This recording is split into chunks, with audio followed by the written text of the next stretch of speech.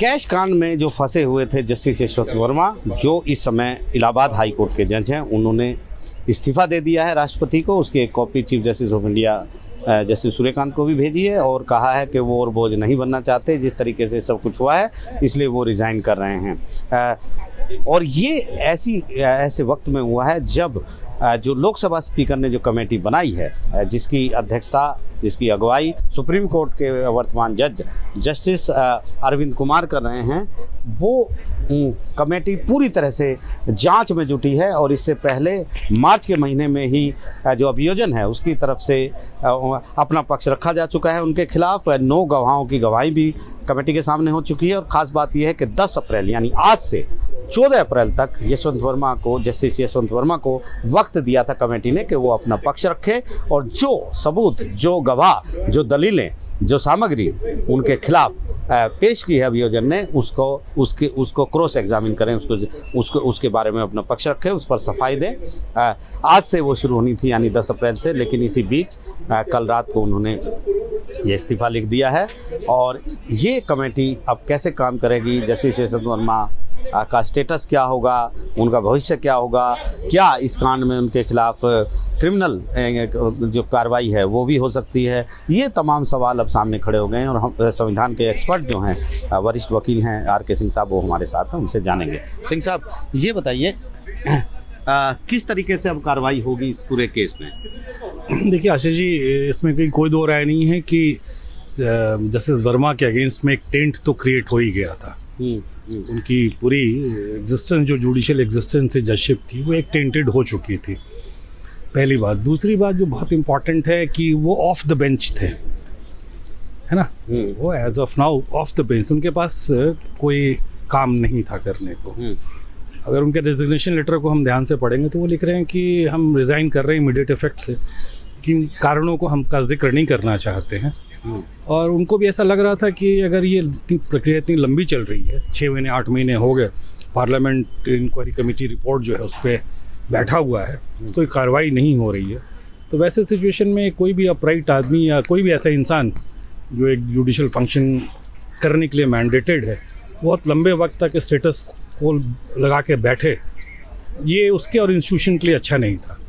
उन्होंने रिज़ाइन कर दिया। बहुत हो सकता है कि दबाव में भी रिज़ाइन किया, जिस तरह के सबूत, दलीलें पेश की गई प्रोसिक्यूशन ने। हम भी उसको पता नहीं कि क्या कार्रवाई हुई थी, लेकिन जो जांच से जुड़े थे, जो सब रख रहे थे, उनकी ये दलील भी थी। वो हमारे सोर्सेज हमें बता रहे हैं कि उनके खिलाफ पुख्ता सबूत पेश किए गए हैं, गवाह पेश किए गए हैं। तो ऐसे में अब आगे की कार्रवाई सिंह साहब क्या होगी? नहीं, जर्नलिस्टों के सोर्सेज पे तो कोई उंगली नहीं उठा सकता। अगर आपके सोर्सेज हैं, ऐसा बता रहे हैं कि दबाव था, लेकिन वो दबाव क्या था वो पब्लिक डोमेन में नहीं है।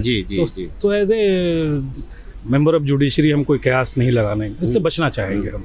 अब दूसरी बात है कि उनका जो स्टेटस है, 2 स्टेटस है, pre judgeship and post judgeship. Pre judgeship में उनके ऊपर जो इल्ज़ाम लगा, सुप्रीम कोर्ट ने हाईएस्ट स्टैंडर्ड ऑफ ट्रांसपेरेंसी के कुछ का जो तकाजा है, उसके तहत जो एविडेंसेस आई उसके पास, वीडियो आई, वो सार्वजनिक उन्होंने कर दिया। एक कमेटी बना दी, कमेटी ने इंक्वायरी कॉन्स्टिट्यूट करके उस इंक्वायरी कमेटी जो इन हाउस कमेटी है, उसकी इंक्वायरी रिपोर्ट को पार्लियामेंट को दे दिया। अब आगे का काम पार्लियामेंट के पास है। इसी तरह इन द मीनवाइल उन्होंने रिज़ाइन कर दिया। अब रिज़ाइन कर दिया तो वो पूरी की पूरी प्रक्रिया जो है इन्फ्रक्शस हो गई। जो कमेटी जस्टिस अरविंद कुमार की बनाई है लोकसभा स्पीकर ने, वो अब एक तरह से इन्फ्रक्शस निष्प्रभावी होगी, क्योंकि उसका काम इम्पीचमेंट के लिए करना। बिल्कुल। तो इम्पीचमेंट नहीं हो पाएगा उनका। अब तो नहीं हो पाएगा। जस्टिस सौमित्र सेन में भी यही हुआ था। जी। वो पार्लियामेंट में अपनी डिफेंस करने के बाद उन्होंने रिजाइन कर दिया था। अब दूसरी बात है कि यहाँ के बाद से क्या उन पर FIR हो सकता है?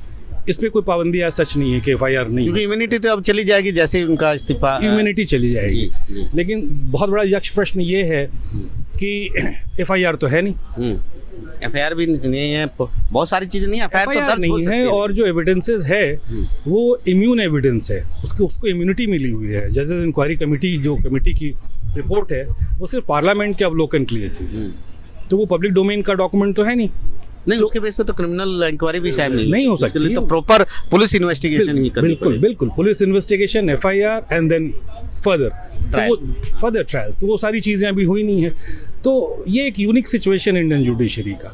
अब इसको जुडिशरी कैसे हैंडल करता है ये बड़ा इंटरेस्टिंग होगा देखना। उससे पहले सरकार को हैंडल करना पड़ेगा, क्योंकि एफआईआर तो उनको Obviously करनी बात है, सरकार को भाई सरकार को ही करना पड़ेगा। लेकिन सबसे बड़ा सबूत, सबसे बड़ी बात यह है कि अगर उनके खिलाफ क्रिमिनल एक्शन आप लेते हैं, मान लो एफआईआर आप दर्ज कर लें, तो आप सबूत कहाँ से लाएंगे? यानी केस प्रॉपर्टी सबसे बड़ा सबूत होती है। मसलन जैसे किसी की हत्या का आरोप लगे तो दो चीज़ें बरामद करनी बहुत ज़रूरी है। पहले तो डेड बॉडी, एक मृतक शरीर, और दूसरा उसकी जो मौत ये साबित करे कि कैसे हुई है, और फिर आला कत्ल, इस तरह की बहुत सारी चीज़ें होती हैं। यहाँ पर केस प्रॉपर्टी, पैसा तो गायब है, किसी को पता ही नहीं कहाँ चला गया। तो खाली एक वीडियो है, उस वीडियो के बेस पर क्या क्रिमिनल ट्रायल में जस्टिस यशवंत वर्मा को कोई कुछ किसी तरह का नुकसान कैसे होगा? मुझे समझ ये सेट ऑफ एविडेंसेस अगर उस दौर में क्रिमिनल प्रोसिक्यूशन के पास भी होता तो एक साधारण आदमी को भी, पब्लिक सर्वेंट को भी कन्विक्ट नहीं, या ट्रायल नहीं चलाया जा सकता था। वो तो एक जज रहे थे।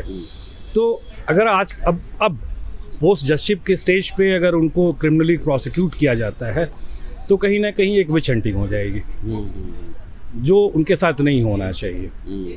क्योंकि सबूत तो हम नहीं मिल पाएंगे, ना केस प्रॉपर्टी का पता है कि वो जला हुआ पैसा कहाँ है, किसका था, बहुत सारे सवाल हैं जिसके जवाब है ही नहीं। तो कहीं ना कहीं होच पोच की सिचुएशन तो उस समय रही है। नहीं, बहुत बड़ा जिसको कहते हैं प्रोसिक्यूशन का कन्फ्यूजन है। इतने बड़े कन्फ्यूजन और डाउट के साथ आप प्रोसिक्यूट और ट्रायल नहीं कर सकते हैं, वो विंडिक्टिव हो जाएगा। इससे पहले सिंह साहब किसी की इम्पीचमेंट तो शायद हुई नहीं है आज तक नहीं हुई है। देश के इतिहास में बहुत सारे चली जरूर है प्रक्रिया, लेकिन 8 या 9 जजेस की चलिए रामास्वामी से स्टार्ट हुई थी, और लेटेस्ट जो था इनका ही था।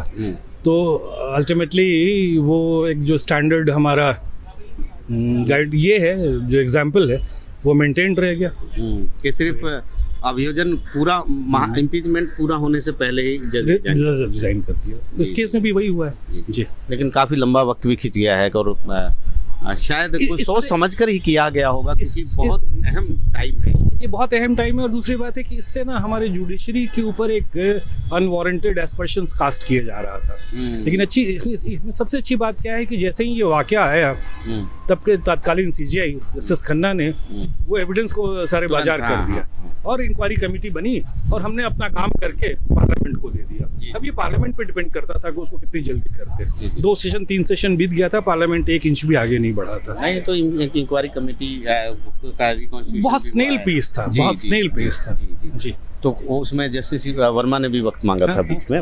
तो अब सिचुएशन जो है, जो हालात हैं, वो इस केस में बदल चुके हैं। नई दिल्ली से आशीष भार्गव, NDTV इंडिया।